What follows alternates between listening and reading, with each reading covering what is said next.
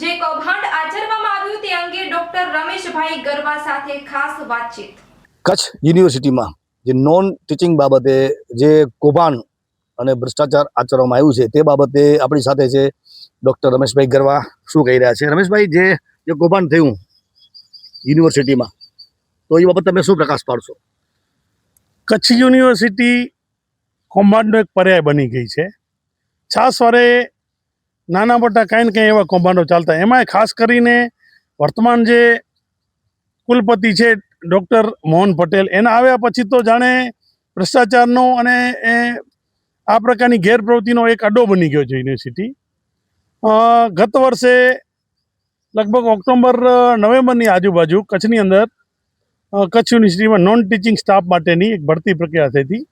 એ પ્રક્રિયામાં એક assistant registrar અને 4 સેક્શન ઓફિસરની જે તે વખતે નિમણૂક થયેલી હતી। આ બાબતે જે તે વખતે મીડિયામાં અને ઉપર સુધી અમે અનેકવિધ ફરિયાદો કરી હતી।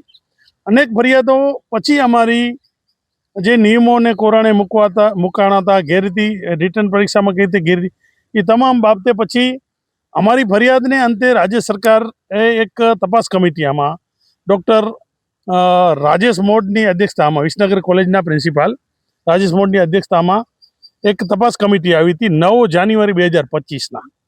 આખો દિવસ અમે અહીંયા ભુજમાં એની જે કંઈ ફરિયાદ, મારા જેવા બીજા પણ 2-5 ફરિયાદ, બધાને સાથે બોલાવ્યા, બધાના પાસેથી આધાર પુરાવા લીધા અને અમારા નિવેદન પણ લીધા।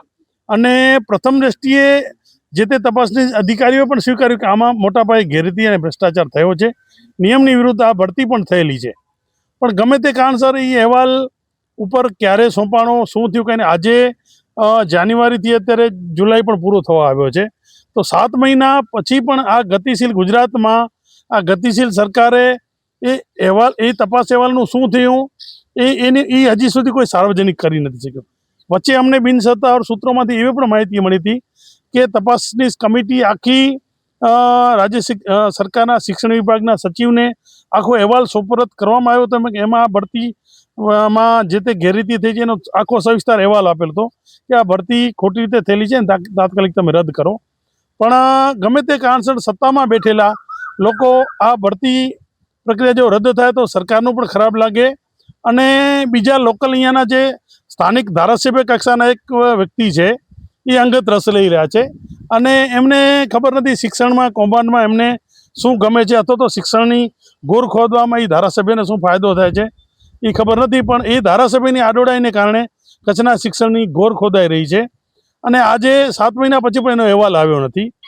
બીજી કમનસીબીની વાત એ છે કે જે તે વખતે જ્યારે નિમણૂક થઈ ત્યારે આ જે કચ્છ યુનિવર્સિટીના જે હંગામી કર્મચારીઓ હતા એ જ ભૂતકાળમાં અહીંયા ટેમ્પરરી નોકરી કરે છે, એમને જ નિમણૂક આપવામાં આવી। હવે આ લોકોએ ભૂતકાળમાં યુનિવર્સિટીની અગેન્સ્ટમાં નામદાર અદાલતમાં ફરિયાદ કરી છે કે તમે અમારી સાથે અન્યાય કરો છો, અમને કાયમી કરો, એ પ્રકારનો। જ્યારે નિમણૂક અપાવી ત્યારે એવો એક એમને મૌખિક ઓર્ડર પણ કર્યો હતો કે તમે આ જે કોર્ટમાં તમારી પડતર જે અરજીઓ પેન્ડિંગ છે, જે ફરિયાદો, એ તમે પરત ખેંચવાની શરતે તમને ઓર્ડર આપવામાં આવે છે। પણ ગમે તે કારણસર આજે 7 મહિના પછી એ કોર્ટનો જે કેસ ચાલે છે એ પણ હાલ જે નિમણૂક પામે છે એમને પડતર ખેંચેલ નથી, એમને આજે પાછો ખેંચ્યો ત્યાં કોર્ટની અંદર યથાવત સ્થિતિમાં છે। બીજું કે આ કર્મચારીઓ જે 8-10-15 વર્ષ યુનિવર્સિટીમાં હંગામી ધોરણે અગાઉની પોસ્ટ ઉપર નોકરી કરી છે, એ પોસ્ટનું એમનું કાંઈ જે કંઈ ગ્રેજ્યુએટી કે ફંડ કે જે કાંઈ જમા, એ પણ આ લોકોએ અત્યારે એ પૈસા પણ એમને પોતે ઉપાડી લીધા છે। એટલે આની પાછળ યુનિવર્સિટીના રજિસ્ટ્રાર, કુલપતિ અને તમામની મિલીભગત છે। આ ભ્રષ્ટાચાર ઉજાગર ન થાય, ભરતી પ્રક્રિયા રદ ન થાય, પણ કચ્છ માટે આ એક કાળી ટીલી સમાન છે કે ગતિશીલ, હું તો એમ કહું છું કે રાજ્ય સરકાર ગમે ત્યાં ડંકાની ચોટ ઉપર અમે ગતિશીલ ગુજરાતની વાતો કરે છે, 7 મહિના સુધી તમે એક આવા ભ્રષ્ટાચારની અતિ ગંભીર પ્રકારની ફરિયાદમાં કોઈ નિર્ણય ન લઈ શકતા હો તો આ ગતિ નહીં પણ અધોગતિ છે।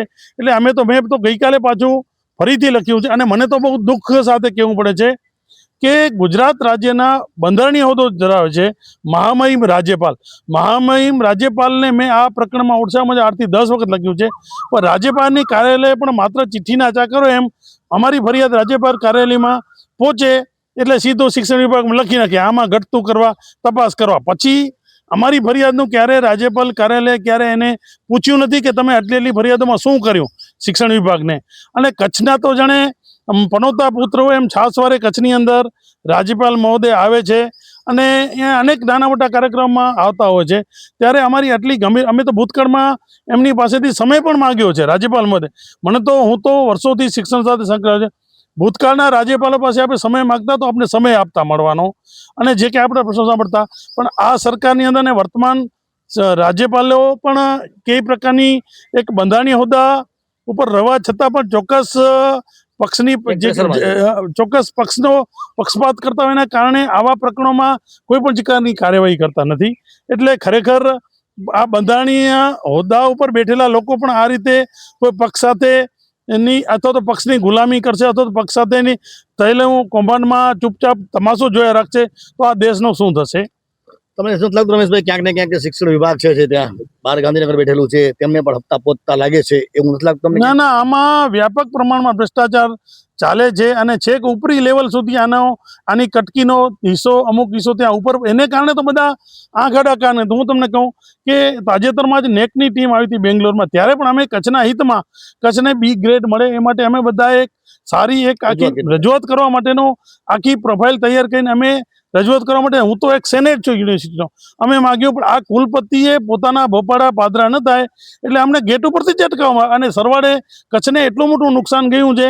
કચ્છને C ગ્રેડ મળેલો છે અત્યારે, એનો કોઈ મતલબ જ નથી. એટલે આ લોકો પોતાની, અને એ C ગ્રેડ મળવા માટે પાછા યુનિવર્સિટીની ટીમ આવવાની નહીં, 4-5 દિવસ અઠવાડિયે પહેલાં તો એટલા બધા તાયફા કર્યા, ₹1.5-2 કરોડ વાપર્યા. ઇવન પોલીસના રેકોર્ડ ઉપર ક્યાંય કોઈ નોંધાયેલ નથી એવી રાતોરાત પોલીસ ચોકી પણ બની, પોલીસ ચોકીના બોર્ડ પણ લાગ્યા, ત્યાં એક દિવસ માટે કર્મચારી પણ ફાળવાયા. આજે એ પોલીસ ચોકીને તાળા લાગી ગયા છે. એટલે નેકની ટીમને પણ આંખમાં ધૂળ ઝોકવાનો આ વીસીએ પૂરેપૂરો પ્રયત્ન કરેલ છે.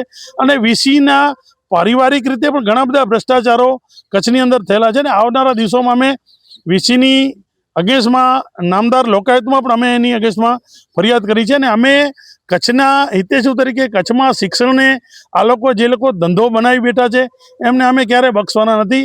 અમે છેલ્લે સુધી આનામાંથી લડશું. અને અમે ભૂતકાળના વીસીઓને પણ લોકાયુક્તમાં ફરિયાદ કરીને એમને પણ પનિશમેન્ટ કરાવ્યું છે.